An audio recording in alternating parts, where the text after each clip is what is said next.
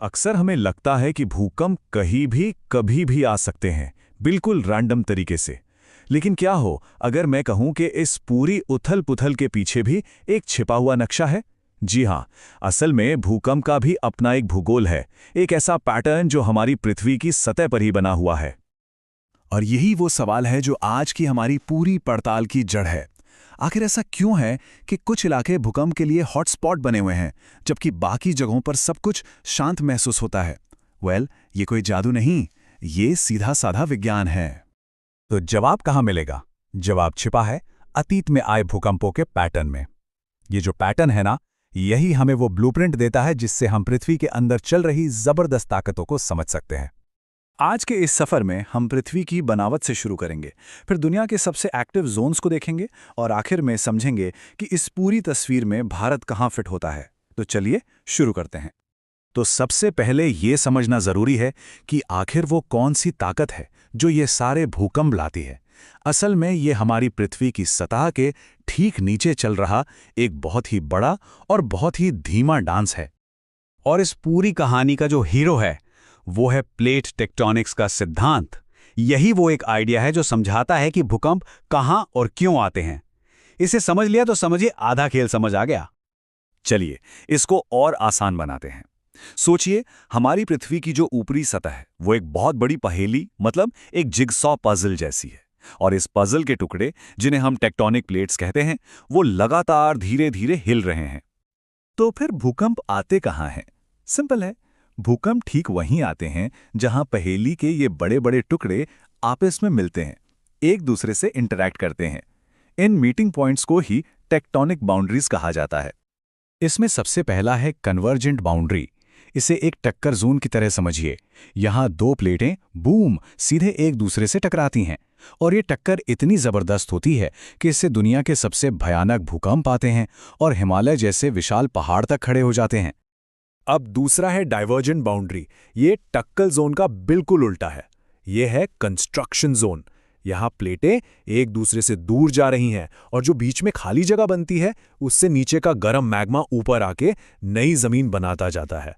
ये प्रोसेस ज्यादातर गहरे समंदर में चलता रहता है। और तीसरा है ट्रांसफॉर्म बाउंड्री। अब इसे एक घर्षण जोन या ग्राइंड जोन मान लीजिए। यहाँ प्लेटें ना तो टकराती हैं ना ही दूर जाती हैं, बल्कि एक दूसरे से रगड़ खाते हुए अगल बगल से खिसकती हैं। लेकिन अक्सर वो एक दूसरे से अटक जाती हैं। तनाव बढ़ता जाता है और फिर खटाक एक झटके से खिसकती हैं।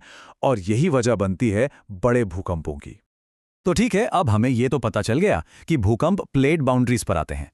तो चलिए अब दुनिया के उन भूकंप वाले हाईवे का एक टूर करते हैं जहां सबसे ज्यादा हलचल होती है। अब ये आंकड़ा जरा सुनिए, ये चौंकाने वाला है। दुनिया के लगभग 90% भूकंप और बड़े भूकंपों में से 81% सिर्फ एक ही इलाके में आते हैं।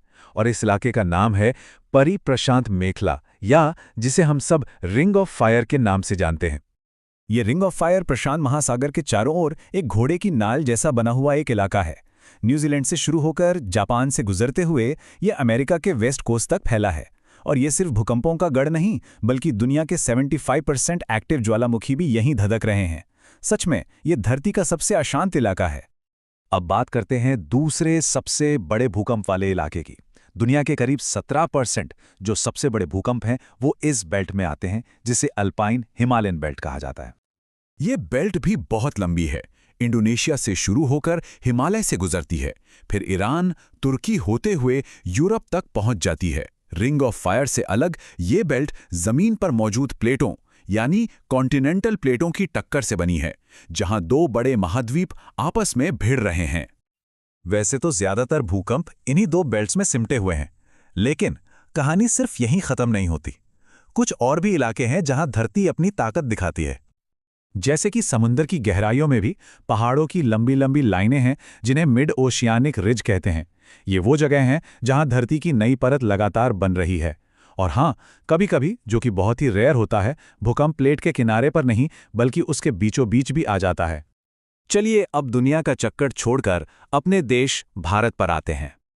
भारत की भूकंपीय कहानी बहुत ही दिलचस्प है, क्योंकि ये एक बहुत बड़ी भूवैज्ञानिक घटना का नतीजा है जो आज भी चल रही है। इसकी कहानी लाखों साल पहले शुरू हुई थी, जब भारतीय प्लेट उत्तर की तरफ बढ़ते बढ़ते यूरेशियन प्लेट से जा टकराई। और ये कोई छोटी मोटी टक्कर नहीं थी, ये इतनी जबरदस्त थी कि इसने जमीन को किसी कागज की तरह मोड़कर दुनिया के सबसे ऊंची पर्वत श्रृंखला हिमालय को जन्म दे दिया। और सबसे हैरान करने वाली बात, ये टक्कर आज भी चल रही है, और यही वजह है कि ये पूरा इलाका भूकंप के लिहाज से इतना ज्यादा एक्टिव है। और इसी लगातार चल रही टक्कर की वजह से भारत को अलग अलग सीस्मिक जोन मतलब भूकंप के खतरे वाले इलाकों में बांटा गया है। जैसे जोन 5 जो सबसे ज्यादा खतरनाक है, उसमें कश्मीर, पूरा नॉर्थ ईस्ट और कच्छ का रण आता है। अपनी दिल्ली जोन 4 में है, यानी हाई रिस्क पर। वहीं मुंबई और कलकत्ता जैसे शहर जोन 3 में है, यानी मॉडरेट रिस्क पर हैं। और दक्षिण भारत का ज्यादातर पठारी हिस्सा जोन 2 में है, जो सबसे कम खतरे वाला है। तो हमने पूरी दुनिया के पैटर्न से लेके भारत की खास कहानी तक को समझा। अब इन सारी कड़ियों को एक साथ जोड़कर देखते हैं कि पूरी तस्वीर क्या बनती है। तो सबसे बड़ी बात जो हमने सीखी वो ये है कि भूकंप कहीं भी ऐसे ही नहीं आ जाते। इनके पीछे एक पक्का विज्ञान है, प्लेट टेक्टोनिक्स का। दुनिया की ज्यादातर हलचल सिर्फ 2 ही बेल्ट में होती है, रिंग ऑफ फायर और एल्पाइन हिमालयन। और भारत में भूकंप का सीधा कनेक्शन हिमालय बनाने वाली टक्कर से है, जो आज भी जारी है। और इस भूगोल को समझना सिर्फ किताबी ज्ञान नहीं है, ये असल में जिंदगियां बचाने का विज्ञान है।